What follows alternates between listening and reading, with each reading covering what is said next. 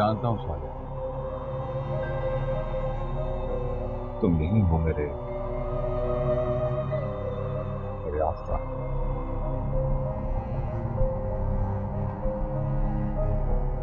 सालिया मुझे माफ कर दो, मैं तुम्हारी हिफाजत नहीं कर पाया।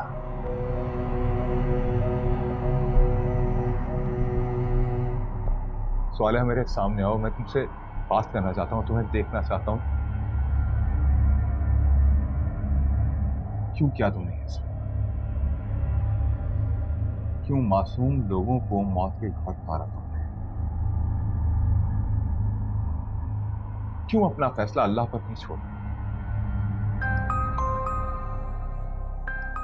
क्यों अपने इंतकाम में मासूम लोगों की जान ली तुमने?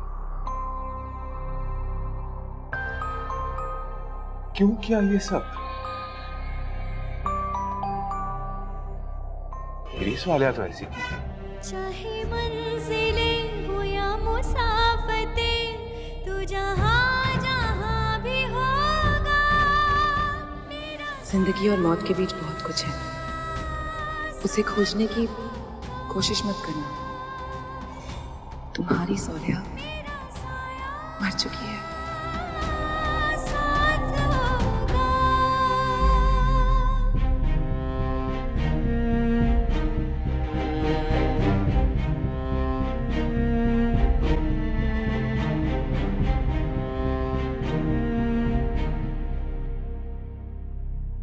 तुम्हारी सवालिया हमेशा के लिए अपनी दुनिया में जा चुकी।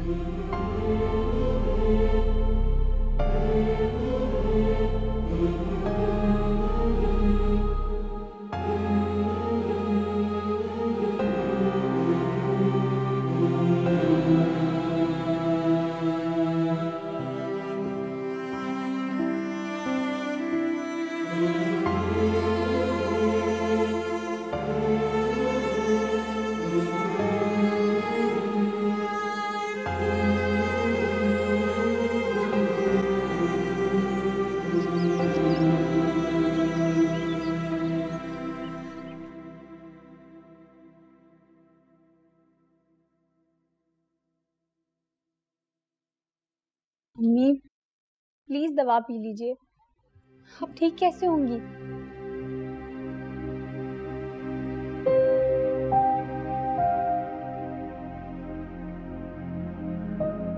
आंटी प्लीज, ऐसे काम नहीं चलेगा।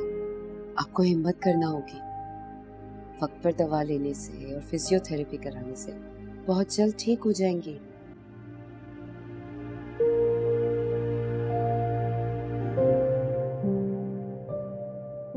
ला मैं पिलाता हूं।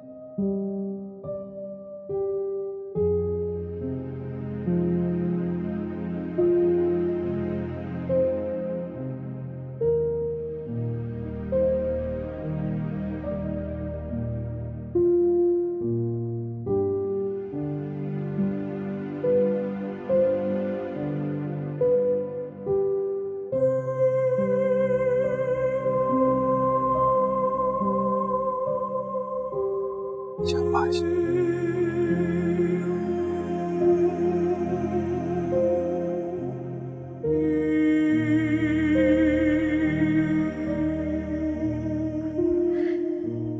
आज मैं तुमसे माफी मांगना चाहती हूँ। माफी मांगना चाहती हूँ तो ज़बान बंद है। हाथ जोड़ना चाहती हूँ तो हाथ में जान है। या अल्लाह, ये तूने कैसी सजा दी है मुझे। क्या करूं मैं अल्लाह। एहसन, तुम मत रो, तुम्हारी मामा सैड हो जाएंगी। देखो अब हम भी तो अपनी मामा के लिए नहीं रोते, लेकिन हम उन्हें बहुत बहुत मिस करते हैं। तुम्हारे पास तो अबू है ना, लेकिन मेरे पास तो कोई भी नहीं है। या अल्लाह, मेरी अम्मी को वापस भेज दे। जब हमारी मामा भी अल्लाह मियाँ के पास गई थी मैंने भी अल्लाह मियाँ से बहुत कहा, लेकिन उन्होंने हमारी मामा को वापस नहीं भेजा। देखो बेटा, जब हम आसमान के ऊपर चले जाते हैं ना, तो वापस कभी नहीं आ सकते। हसन, आप अपनी अम्मी के लिए दुआ करो, क्योंकि उनको दुआओं की वाकई बहुत जरूरत है।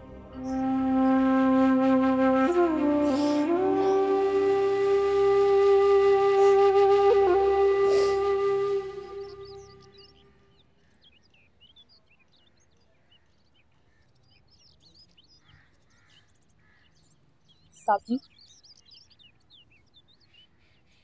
मैंने शफक का सारा सामान पैक कर दिया।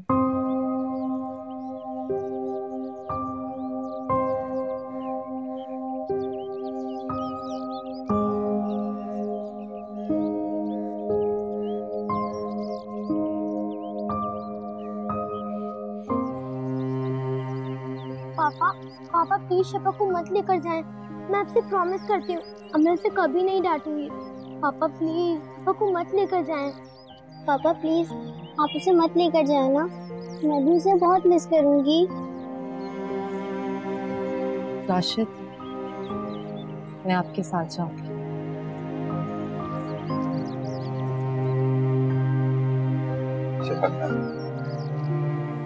वो खाना उसे अम्मी के पास लेकर गई है।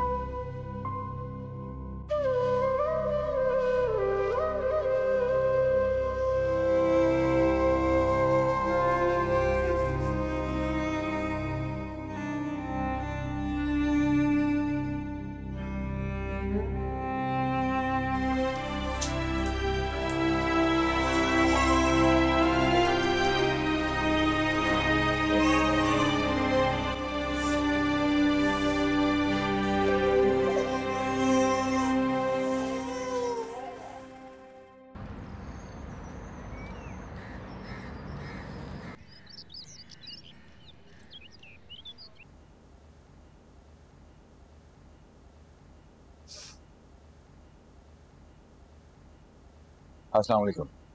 अस्सलाम वालेकुम राशिद भाई, आप कैसी हो? जी आइए ना, बैठिए।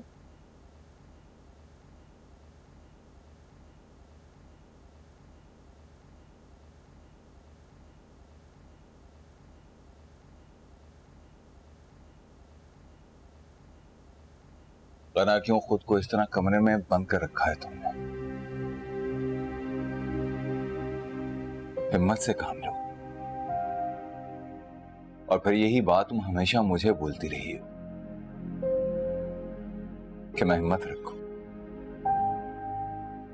तो फिर अब इस तरह क्यों टूट रही हो तुम? कैसे हिम्मत रखूं राशिद भाई, मैं तो इस घर में लगी आग को बुझाने की कोशिश कर रही हूँ। कब मेरा घर जल गया मुझे पता ही नहीं चला।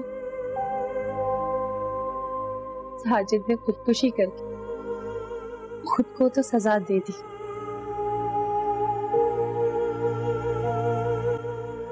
मगर मेरी जिंदगी तो बर्बाद हो गई ना। ना मान रहा है ना मोहब्बत। शम्स को इस घर में आहें और सिसकियां सुनाई देती थी ना, वही आहें और सिसकियां हमारी खुशियों को निगल गई।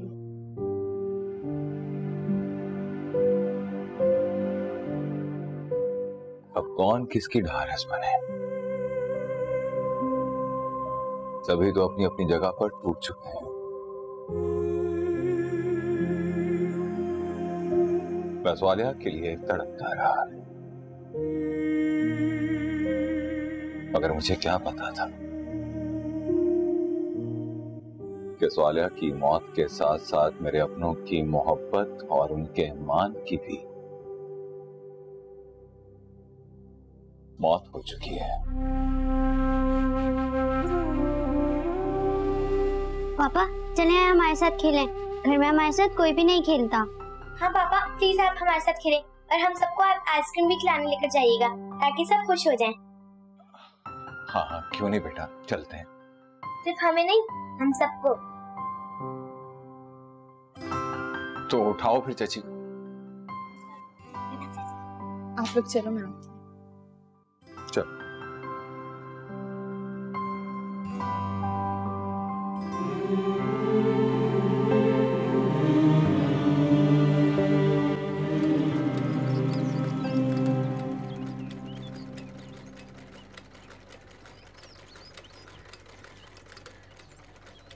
अम्मी शफा बहुत अच्छी है, लेकिन हमें अकबर भी बहुत याद आता है। याद तो मुझे भी बहुत आता है, लेकिन हम क्या कर सकते हैं, रहना तो उसे अपने ही घर में है ना। अम्मी क्या हम शफक और अकबर दोनों को अपने पास नहीं रख सकते? नहीं बेटा, ऐसा नहीं हो सकता। आप बताओ, आप अपनी अम्मी और बहन के बगैर रह सकती हो? नहीं अम्मी, मैं आप लोगों के बगैर तो बोर हो जाती हूँ।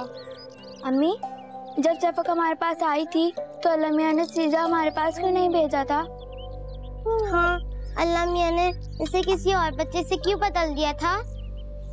अल्लाह के हर काम में कोई ना कोई भलाई होती है। शायद वो किसी की सोच और बुरे अमाल हमारे सामने लाना चाहते थे। अम्मी आप किसकी बात कर रही हैं? किसी की नहीं, आप लोग खेलो। लगता है अम्मी अब्बा की बात कर रही हैं। अम्मी अब्बा को पसंद भी तो नहीं करती थी ना?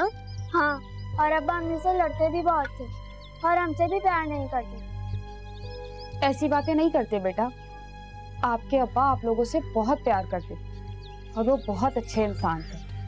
अपने अब्बा के लिए कभी भी ऐसी बातें मत सोचना।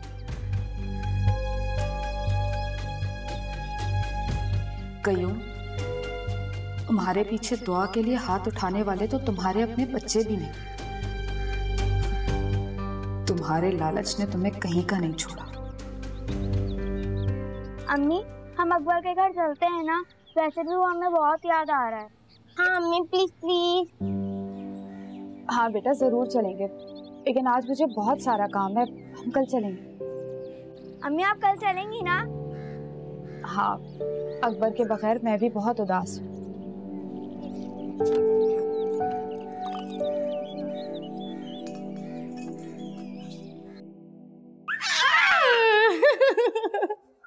मेरा बेटा। नजमा, एक काम करो, अम्मी के लिए सूप बना लो और अब्बू को चाय बना लो। जी सब। हाँ जी, बाबा अकबर के लिए नए टॉयज लाए हैं, चलो हम खेलते हैं। आ जाओ। मामा का बेटा।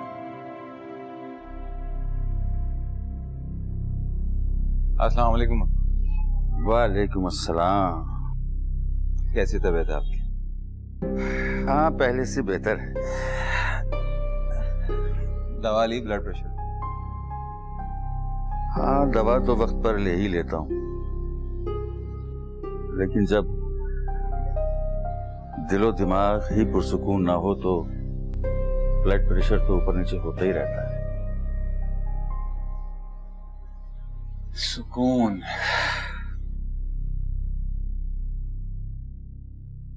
अब जिंदगी में सुकून बचा ही कहाँ है आपको?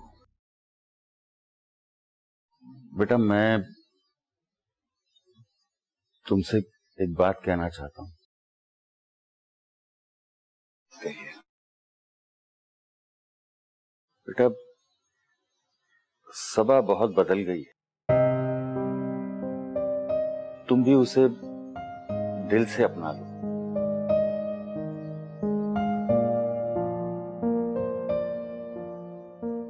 दिल में किसी की कब्र बना के उसकी यादों के सहारे जिंदगी बसर करने को अल्लाह भी पसंद नहीं करता। तुम उसको वो सारे हुकूक दो जिसकी एक बीवी मुस्तहक होती है। अपने गम भुलाकर दूसरों को खुशियां देकर तो देखो। हो सकता है परवरदिगार हमारी मुश्किलें भी आसान कर। आप बिल्कुल ठीक कर रहे हैं अब्बू, लेकिन मैं अभी ऐसी कोई बात सुनना नहीं चाहता। अब्बू, मैं अभी उस शौक से निकल नहीं पा रहा।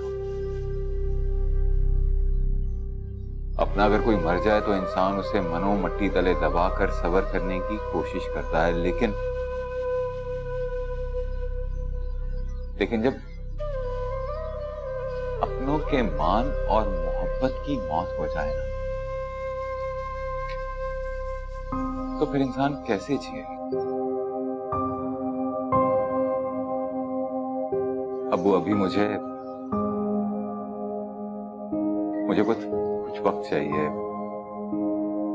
खुद को संभाल लूं तो रिश्तों को भी संभाल लूंगा मैं। साहब जी, पता नहीं अतीका बीबी को क्या हो गया। आप चलिए मेरे साथ। अम्मी, अम्मी,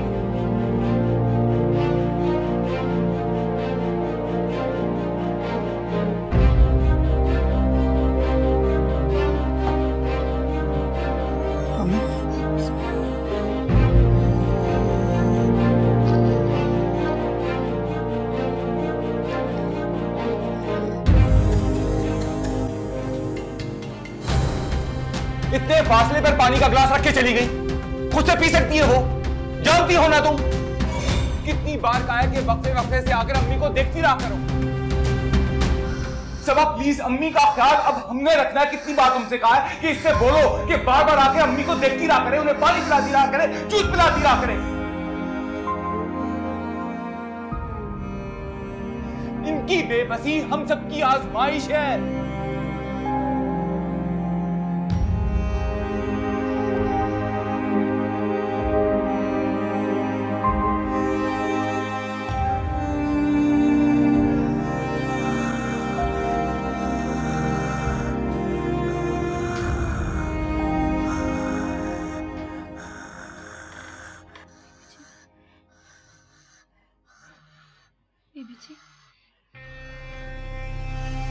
जब तंदुरुस्त थी तो सबका जीना दो भर कर रखा था, और अब माजूर होके सबकी जिंदगी अजाब बना दी है।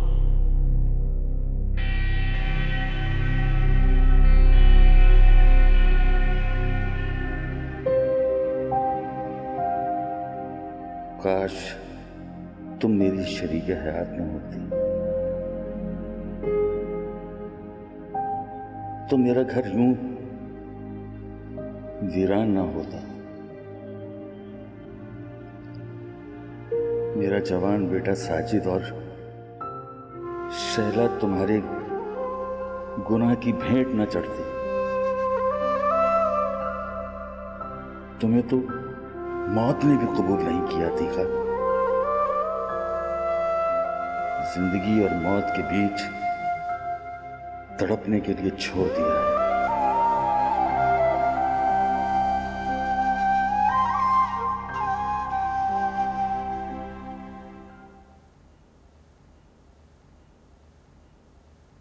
साहब आपसे कोई आदमी मिलने आया है।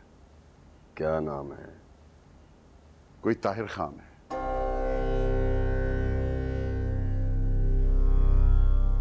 ताहिर खान?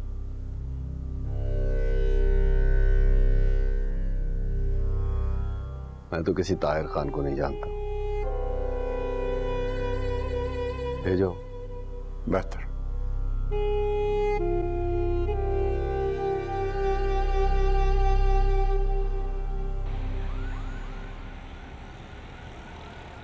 पहले तो मैं तुमसे अपने दुख दर्द बांट लिया करता था, लेकिन अब तो जैसे अल्फाज ही नहीं, समझ में नहीं आ रहा कि क्या बात करूं, कहां से शुरू करूं। बिल्कुल ब्लैंक हूं। कुछ कहने की जरूरत नहीं। जो कुछ भी हुआ उसे भूल जाओ। हर बुरा वक्त इंसान को कुछ सिखा कर जाता है। और वैसे तो अब तुम भी समझ गए होगे कि कोई सदा किसी के साथ नहीं रहता। कोई अपना कब छोड़ जाए पता ही नहीं चलता। और अब जो रिश्ते तुम्हारे पास बचे हैं उनकी कदर करो। मेरा मतलब सबा से है। राशिद, मैंने सबा में पॉजिटिव चेंज देखा है। वो अब तुम्हारे लिए जीना चाहती है। अपने और सबा के रिश्ते को एक मौका और दो। अरीशा, अगर सबा के रवैये में तब्दीली आई है तो मैंने खुद को भी बदला है। लेकिन ये सच है कि मैं सोलिया को नहीं भुला सकता। ये मेरे बस में नहीं। सोलिया की यादें तुमसे कोई नहीं छीन रहा राशिद। मरने वालों के साथ जिंदगी रुक नहीं जाती। जिंदगी को आगे बढ़ना ही होता है। तुम्हें अपने माजी से बाहर आना होगा। जो लोग अपने माजी से बाहर नहीं आते, हक भी उनके जख्म नहीं करता। और अब तो मेरे और सबा के दरमियान कोई क्लैश भी नहीं। मेरी उससे दोस्ती होगी। अच्छा, ये मौजज़ा कब? बस हो गया। कब और कैसे ये तुम छोड़ दो। बस एक मौजज़ा और कर दो। क्या चाहती? जिंदगी की तरफ लौटा। मेरी मदद करो।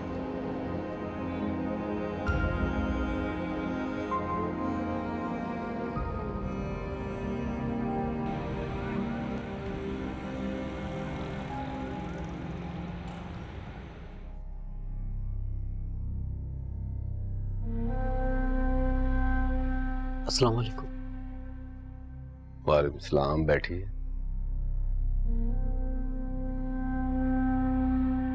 जी फरमाइए, मैं आपकी क्या खिदमत कर सकता हूँ? बहुत उम्मीद लेकर आया हूँ आपके पास। जी कहिए, मैं सुन रहा हूँ। बहुत मुश्किल में फंस गया हूँ मैं। मुझे आपकी मदद चाहिए। अगर मेरे बस में हुआ तो मैं आपकी मदद जरूर करूंगा। रबीर, इनके लिए पानी लेकर आओ। बेहतर। जी। उसने मेरे घर पे कब्जा कर रखा है। वो बहुत भयानक है। और वो एक नहीं है, बहुत से हैं। कौन? किसकी बात कर रहे हैं? वो कोई आसेब है या शैतानी मखलूक, मैं नहीं जानता।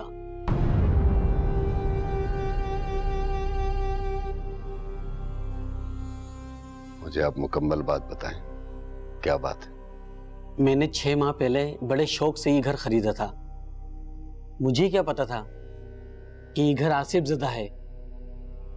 बहुत मुश्किल से मैंने अपने और अपने खानदान की जान बचाई है। उस आसिफ ने हमें वहाँ रहने नहीं दिया और हम खुद किराए के घर पे रह रहे हैं। मैंने जिस किसी को भी ये घर किराए पे दिया, पुबना वाक़यात की वजह से वो लोग भी घर छोड़ के चले गए। आपके बारे में बहुत सुना था, इसलिए मैं आपके पास आया हूँ। आप हमारी उस आसिफ से जान छुड़ा दीजिए। आप मुझे अपने उस घर का पता दीजिए, इंशाल्लाह सब ठीक हो जाएगा।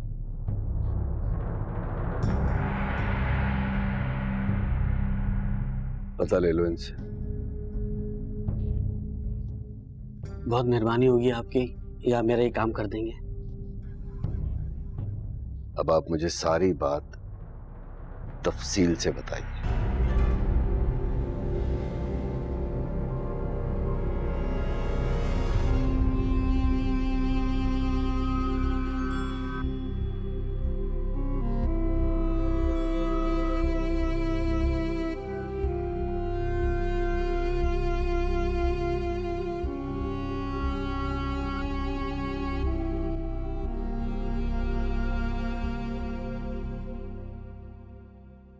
कातिला माँ की कातिला बेटी। मुझे क्या खबर थी कि मैं अपने वसीम के लिए एक डाइन को ब्याह कर ला रही हूँ।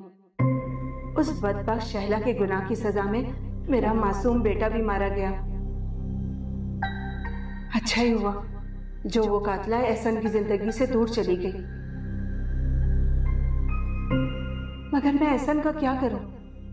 उसने तो अपने माँ बाप खोए हैं, उसे कैसे संभालूं? मैं एहसन को बोर्डिंग में डाल देती हूँ। हाँ, ये ठीक रहेगा। घर से दूर रहेगा, खुद ही आहिस्ता आहिस्ता सब भूल जाएगा।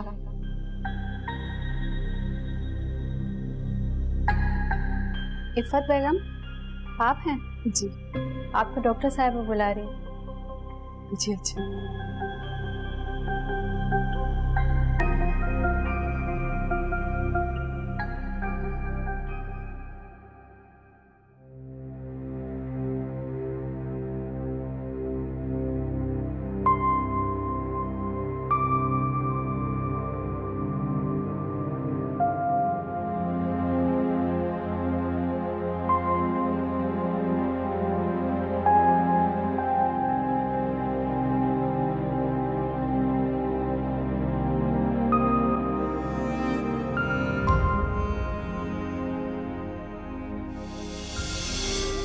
ये तरबियत की है इनकी, बदतहजीब तो है ही ये, साथ में इस घर पर बोझ भी हैं।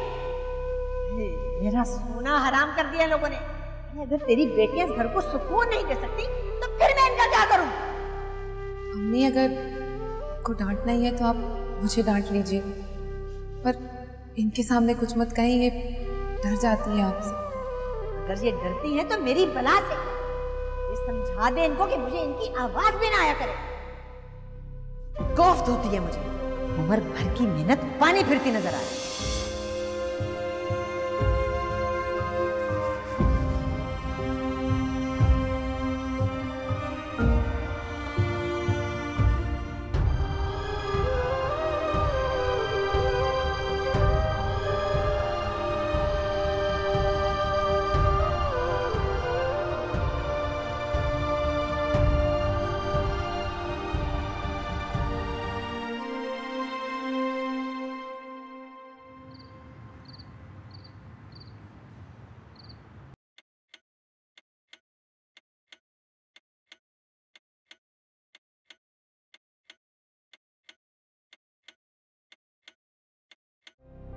दो नहीं 3 सवालिया के बदले की आग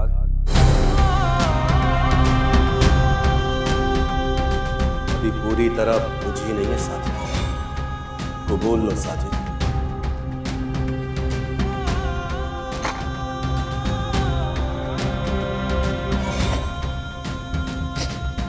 मुझे माफ कर दो।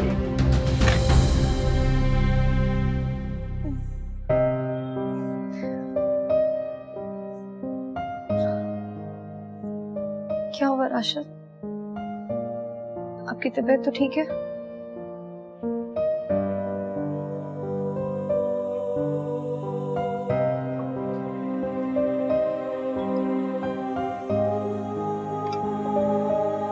पानी।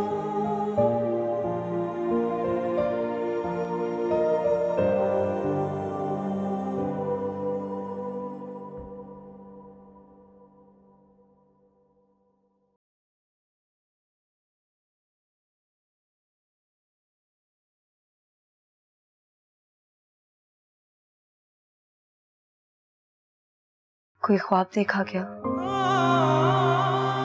काश के वो सब ख्वाब ही होता।